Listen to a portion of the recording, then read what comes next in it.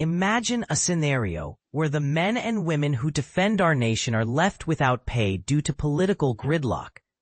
This isn't a hypothetical. It's the stark reality outlined in National Security Presidential Memorandum, NSPM-8, a directive that tackles a crisis few ever want to discuss. But here's where it gets controversial. What happens when the government's inability to pass a budget directly threatens military readiness and national security?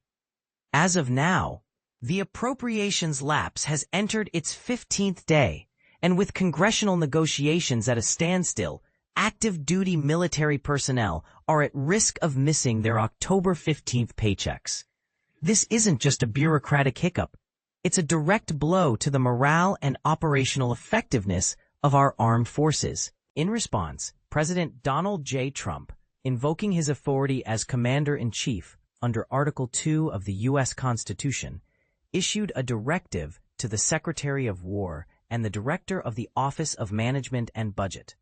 The order: use any available funds from Fiscal Year 2026 to ensure military pay and allowances are dispersed on time, not just for active duty personnel, but also for reserve members who've served during the relevant period.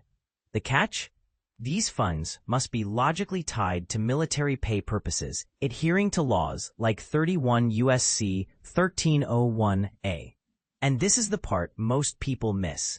Once the Appropriations Lapse ends, the Department of War is tasked with meticulously adjusting its funding accounts to realign operations with pre-lapse plans.